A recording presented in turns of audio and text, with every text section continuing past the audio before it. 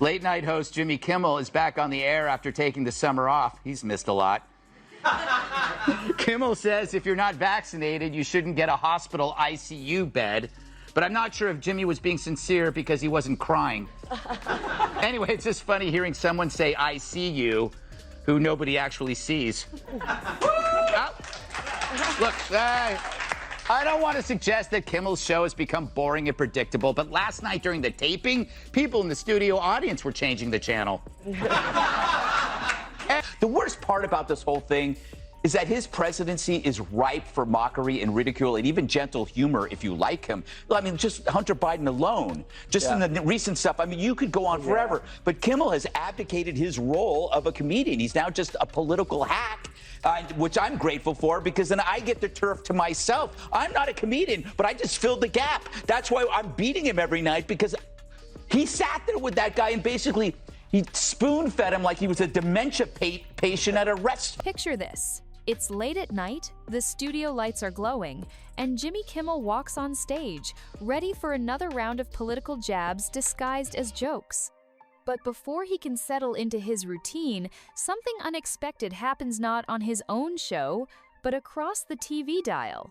Kimmel actually said in that thing that, you know, the people who voted for Trump, they just don't know what they've done. You know, they don't realize how badly they've hurt themselves. And so it's not a concern for others that you're seeing with this.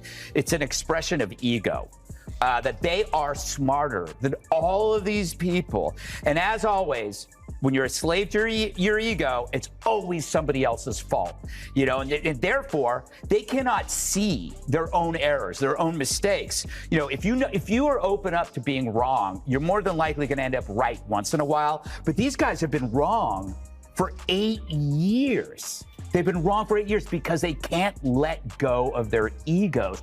Over on another network, a very different kind of host is cracking knuckles and lighting verbal matches. That host is Greg Gutfeld, and what he does next isn't just a roast, it's a televised dissection. In front of millions, Gutfeld tears through Kimmel's polished, carefully packaged image like it's made of tissue paper. He doesn't hold back. He calls out the shift that's been quietly happening for years.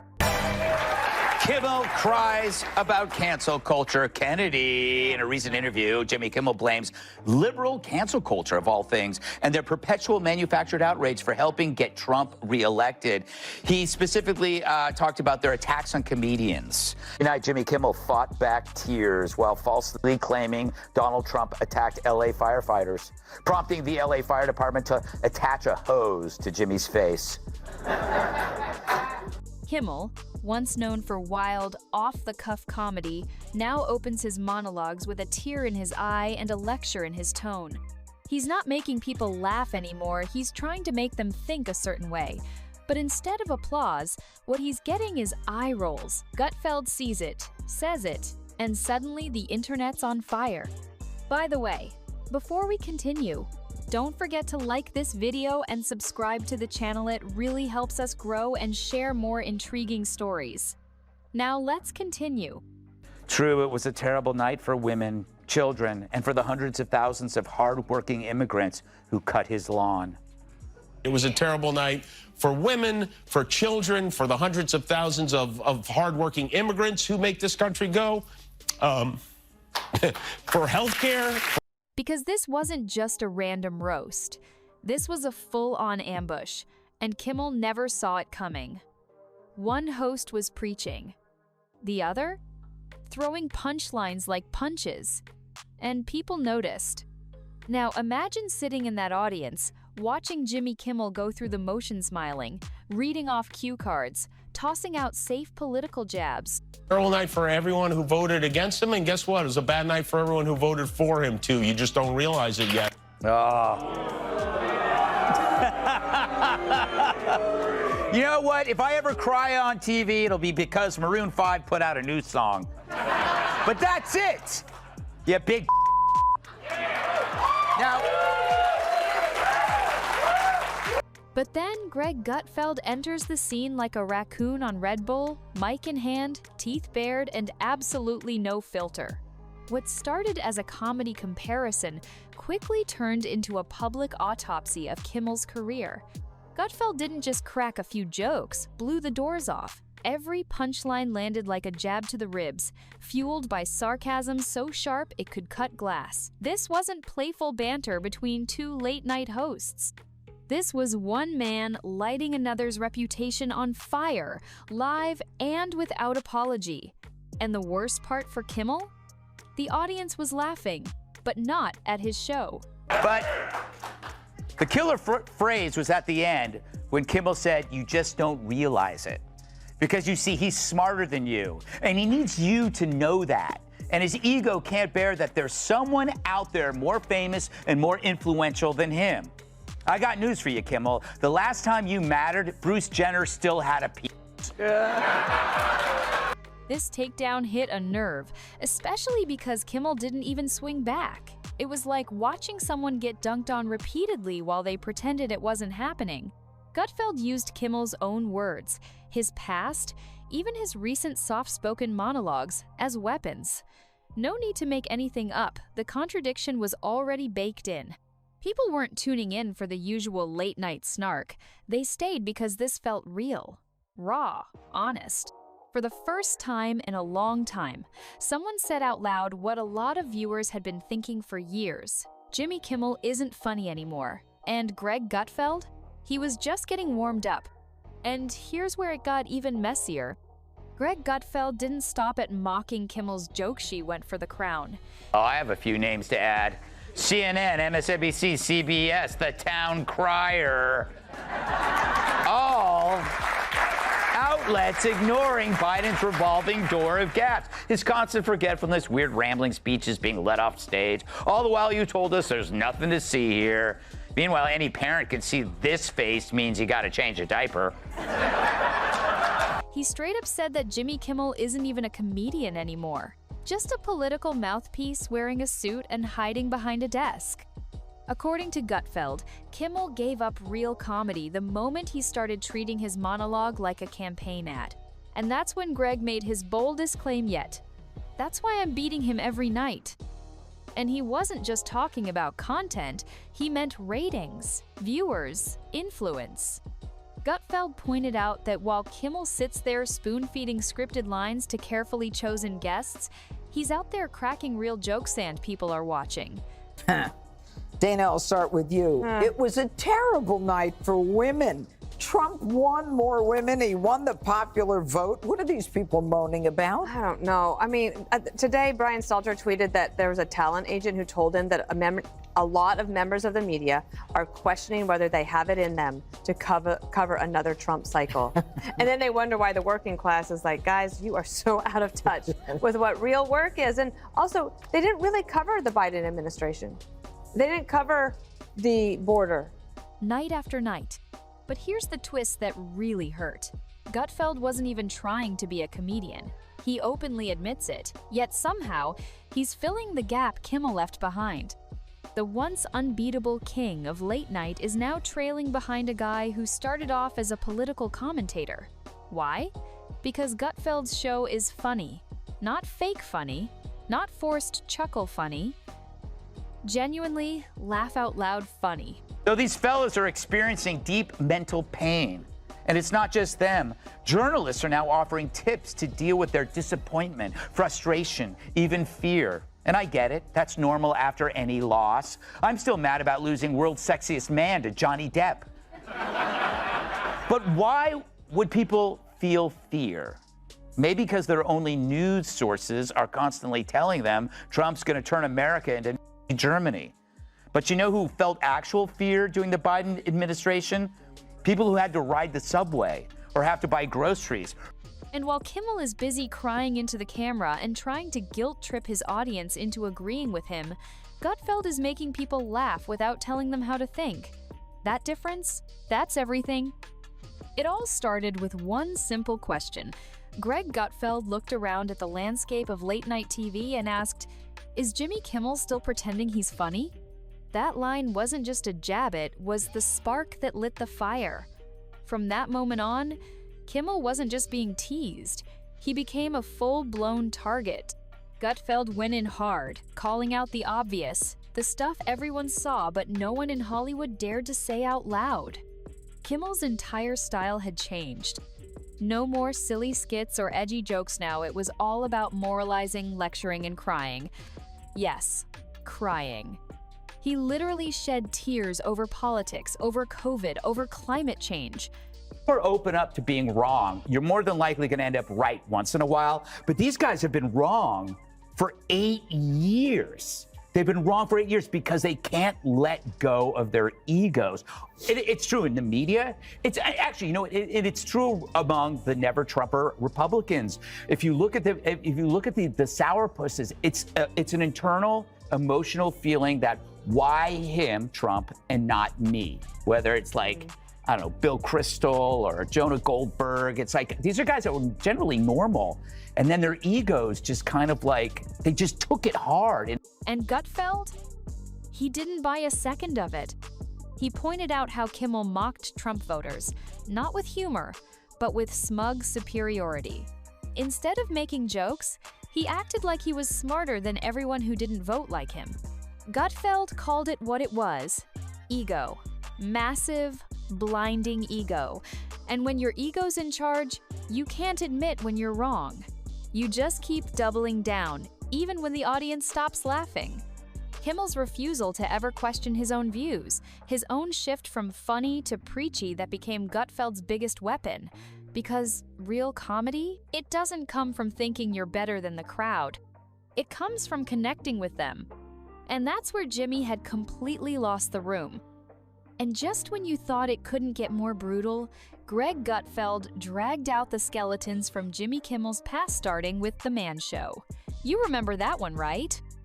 The beer-chugging, bikini-wearing, trampoline-jumping chaos that made Kimmel famous. Back then, he wasn't lecturing anyone. He was the guy cheering on frat boy humor like it was a sport. Now, fast forward to today, and that same guy is standing under studio lights, voice trembling, delivering teary monologues about climate policy and cancel culture. Gutfeld didn't need to exaggerate, it was all real, all on tape, and he made sure everyone remembered.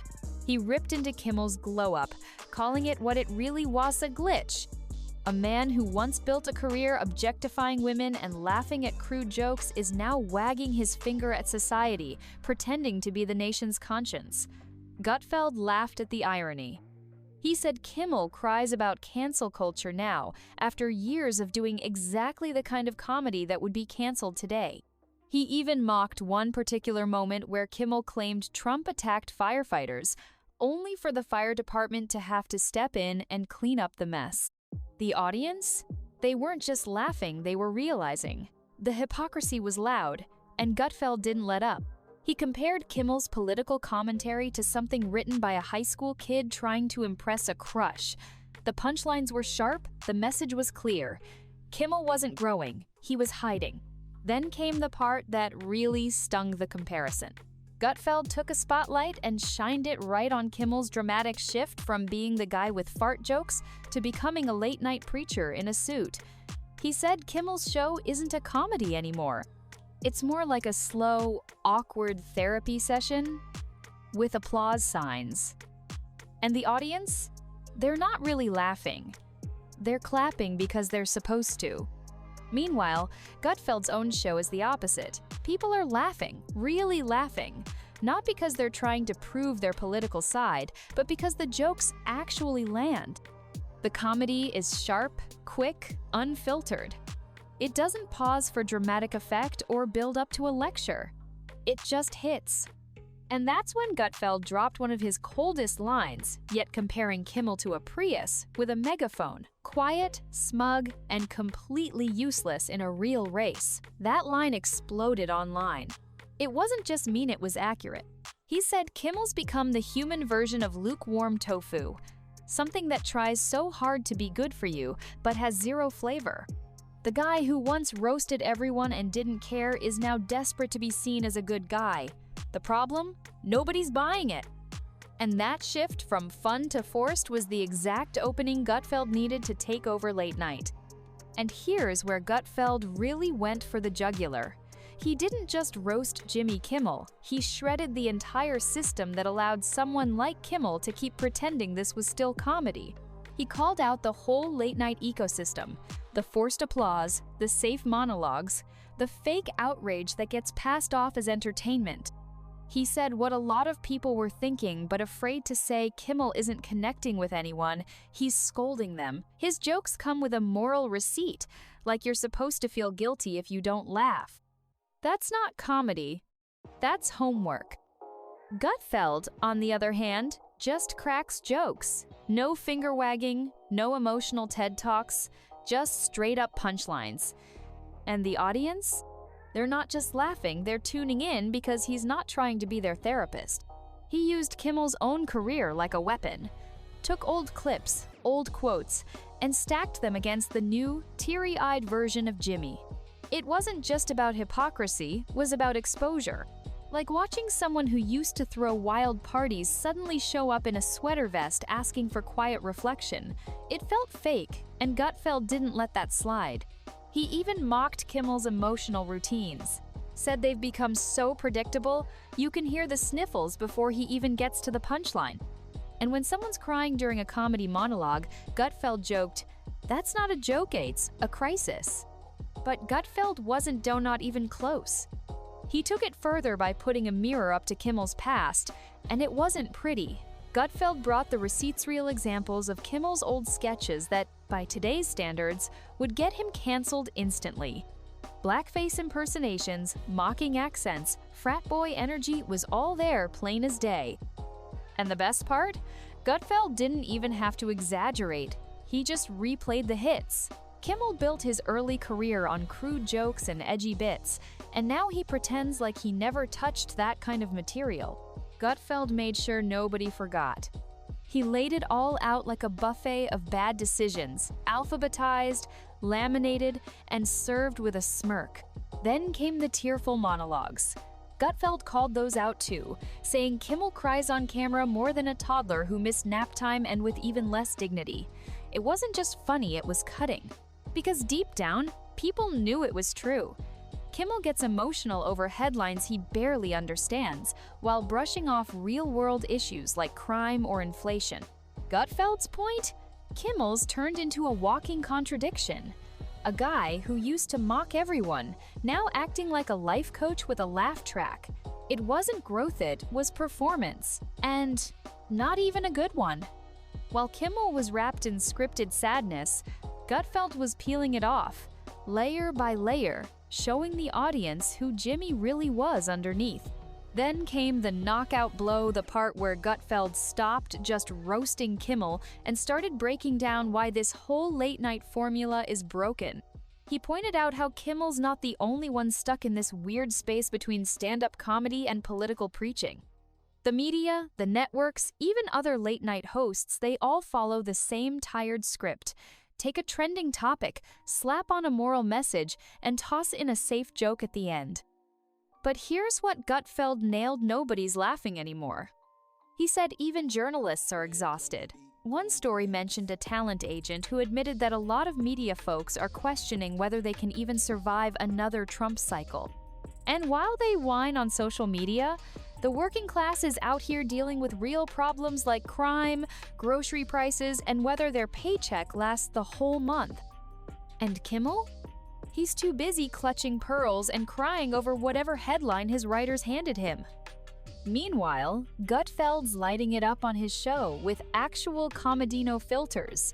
No pandering, no trying to impress Twitter. He's just telling jokes. And it's working. He even called out how Kimmel still tries to pass himself off as a serious voice, even though he's the same guy who once dressed up in full blackface to impersonate an NBA player. The same guy who now lectures others on what's offensive. Gutfeld made it crystal clear. Jimmy Kimmel doesn't even believe Jimmy Kimmel anymore. As the roast kept escalating, Gutfeld took a moment to zoom out, not just focusing on Kimmel, but on what his fall really says about modern comedy. He painted a clear picture. Late-night TV used to be the place for wild, unpredictable, gut-busting laughs.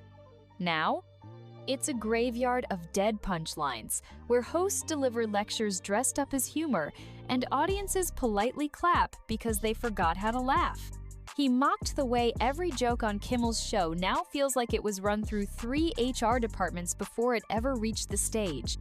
Gutfeld called it satire on life support, a watered-down, sanitized version of comedy that's more concerned with political approval than audience reaction.